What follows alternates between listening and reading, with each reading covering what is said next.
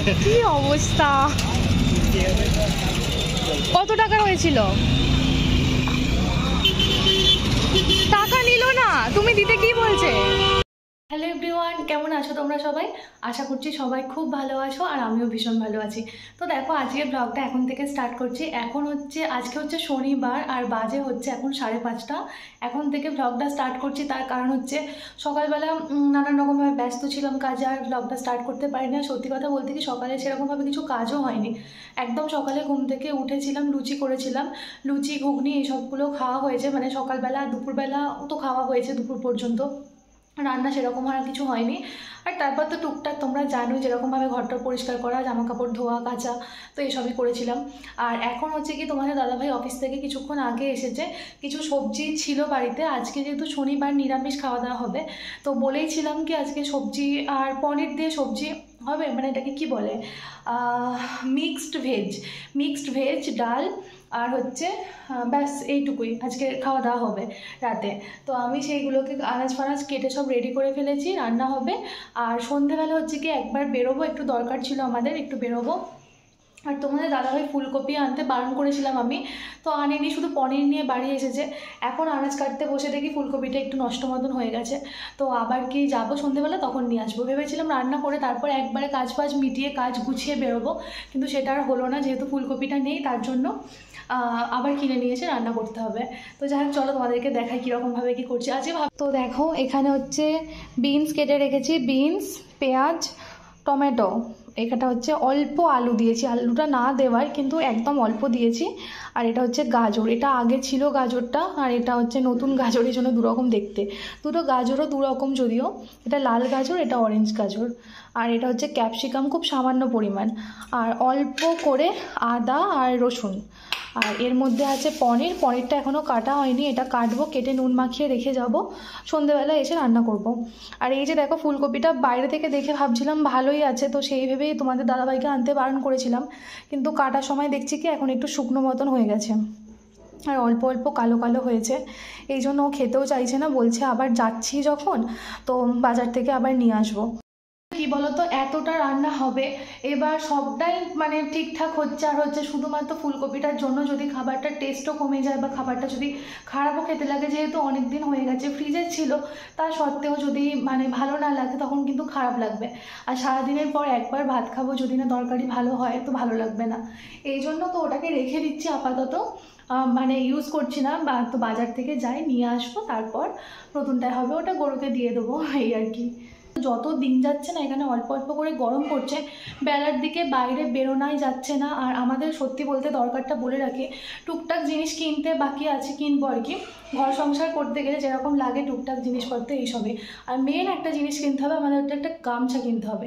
গামছা বলতে এমনি নর্মাল ইউজের জন্য নয়, এখানকার লোকেদেরকে দেখি কি সাদা রঙের গামছা দিয়ে মানে পুরো মুখ টুক মাথা টাথা মুড়িয়ে বাইরে বেরোয় দুপুরের দিকটায়। তো তোমাদের দাদাভাইও তো বাইক নিয়ে এখানে ঘোরাফেরা করছে, হেলমেট নেই, হেলমেট কিনতে হবে একটা অতি অবশ্যই, এটা একটা ব্যাপার। আর সেকেন্ড হচ্ছে কি, একটা গামছা কিনতে হবে, কারণ কি আমি ওকে বলেছি যখন বাড়িতে আসবে দুপুরের টাইমে, না তোমরা তো দেখছোই মাঝে মধ্যে খেতে আসছে, দুপুরের টাইমটা বাইরে প্রচণ্ড গরম থাকে, সেই সময়টা পুরো লু বয়। আর এখানকার কাকু কাকিমা আমাদেরকে সাবধান করেই দিয়েছে যাতে আমরা বাইরে না বেরোই দুপুরবেলা, মানে ওই ধরো না 10টা থেকে বিকেল 5টা পর্যন্ত বলেই দিয়েছে আমরা যাতে বাইরে না বেরোই।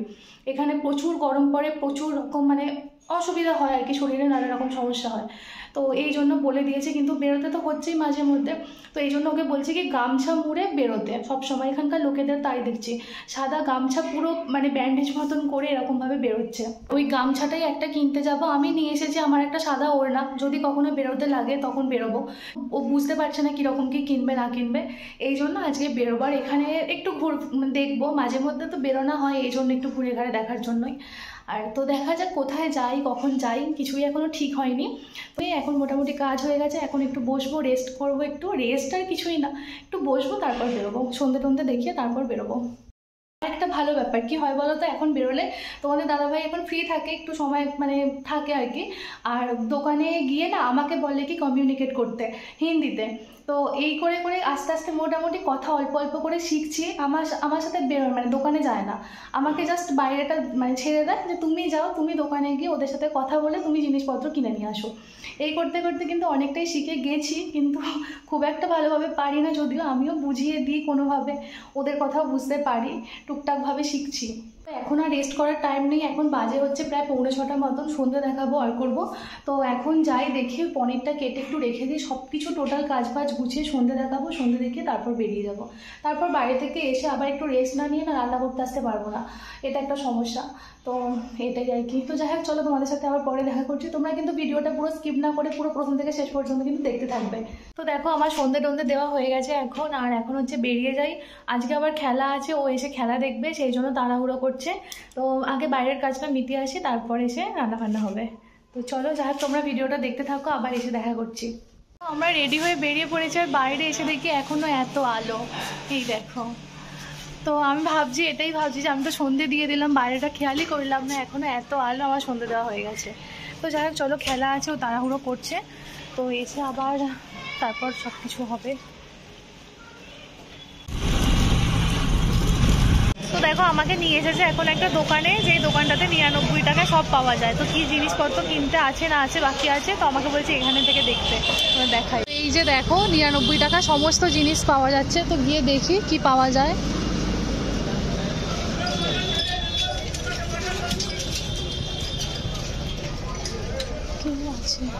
ও তো চলো দেখি ভিতরে কি পাওয়া যায়।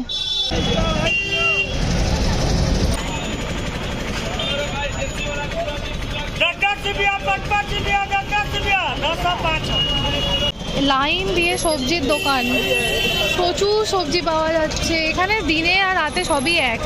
দিনের বেলা বেরোনো যায় না রোদের জন্য, রাতেই ঠিকঠাক, প্রচুর সবজি। দেখো পটলের ফুল সমেত নিয়ে এসেছে, পটল থেকে এখনো ফুল হয়নি।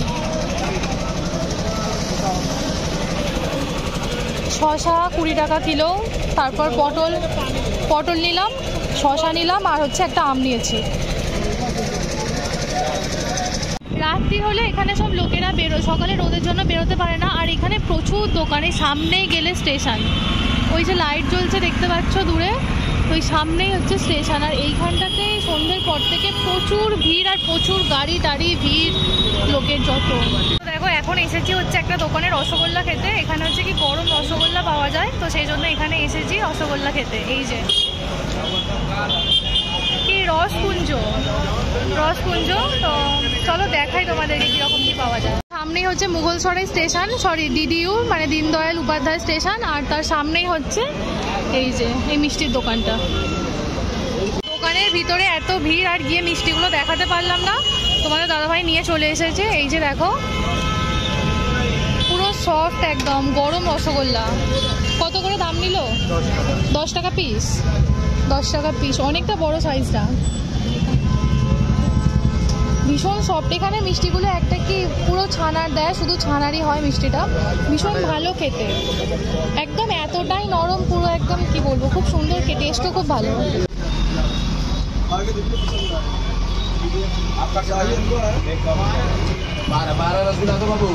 এইটা একটা নাও,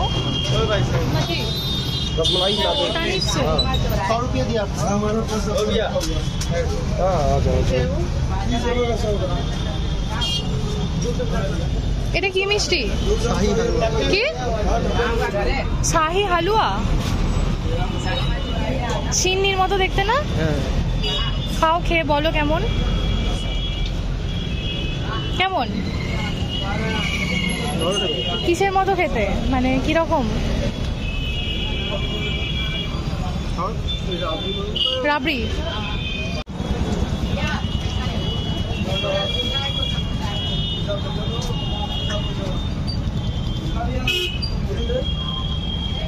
লাউয়ের পায়েস।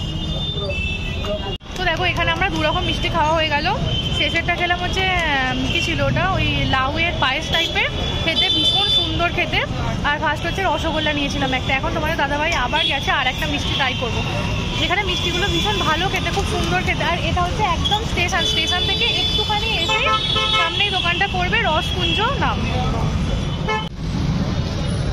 এই যে এটার দাম নিয়েছে 20 টাকা, তাই তো? এটা তখন আমি জিজ্ঞাসা করলাম এটা কি কেশর দেওয়া? রসমালাই। রসমালাই না?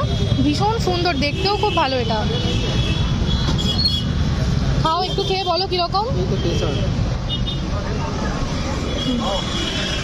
খেয়ে বলো। তুমি তো ফার্স্টে মিষ্টিটা খেয়ে বুঝতেই পারলে না, আমি খেয়ে বুঝতে পারলাম যে ওটা লাউয়ের পায়েস ছিল। দারুণ খেতে ছিল।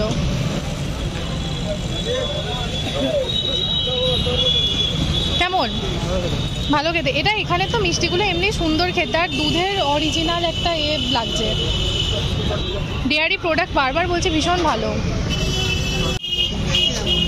ভীষণ সফট মিষ্টিগুলো, একদম পিওর ছানা। আরে দাও, কি অবস্থা! কত টাকা হয়েছিল? টাকা নিল না? তুমি দিতে কি বলছে? টাকা দিয়ে দিয়েছি। হ্যাঁ, তারপর আমি ফেরত দিয়ে দিই। আমি কত টাকা হয়েছে? 100 টাকা দিয়ে দিয়েছিলাম। ও তুমি এটা আগে টাকা দিয়েছিলে, তার ব্যালেন্সটা কত হয়েছে? হ্যাঁ। তো 100 টাকা ফেরত দিয়ে হয়েছে দেই। এ বাবা, কি অবস্থা! দেখো, আমরা বাঙালি, এটা মনে হয় বুঝতে পেরেছে, বা আমরা পরপর মিষ্টি খাচ্ছি, টেস্ট করছি, খাচ্ছি, ভিডিও করছি, এসব কিছু দেখে দেখে। তো শেষে তোমরা দেখলে টাকাই নিতে চাইলো না। তোমাদের দাদাভাই আগে টাকা দিয়ে দিয়েছিল, তো যখন গিয়ে ব্যালেন্স এর কথা বললো তখন আবার টাকাটা ফেরত দিয়ে দিল। তো টাকা নিতেই চাইলো না। তোমরা তো দেখলে পুরো ভিডিওটা। সত্যি বলতে মিষ্টিটাও যেরকম সুন্দর ছিল, এদের আতিথেয়তাটা আরও বেশি সুন্দর ছিল। তো এই যে আবারও তোমাদেরকে দেখাচ্ছি রসকুঞ্জ, কতটা বুঝতে পারছো দেখো। রসকুঞ্জ হচ্ছে একদম স্টেশন থেকে বেরিয়ে ডান দিকে সোজা চলে আসবে, এসে মিষ্টির দোকানটা কিন্তু দেখতে পাবে। অনেক রকম মিষ্টি আছে, তোমরা চাইলে কিন্তু এখান থেকে খেতে পারো। আর এখানে এসে যে কটা মিষ্টি খেয়েছি, মানে এমনি এরকম মিষ্টি, তো এটাই সব থেকে ভালো লেগেছে এই দোকানের মিষ্টিগুলো। পুরো অরিজিনাল, কতটা বুঝতে পেরেছো বা বোঝাতে পারছি জানি না, কিন্তু একদম অরিজিনাল ছিল। তো ভালো লাগলো, কি আর বলি বলো, টাকা নিল না। তো সব কিছু মোটামুটি নেওয়া হয়ে গেছে, শুধু একটা গামছা নিতে বাকি আছে। তো যাই সামনের দোকান থেকে নিয়ে তারপর বাড়ি চলে যাবো।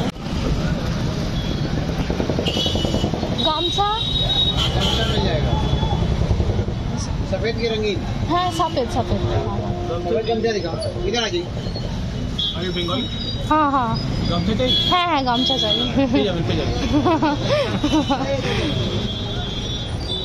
হ্যাঁ,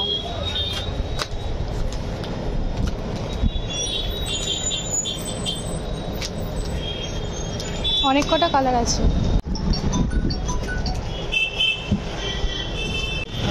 তো দেখো, সবই নেওয়া হয়ে গেছে, আর একটা বালতি নেওয়ার ছিল ঠাকুর পুজোর জন্য, তো ওটাই নিতে এলাম।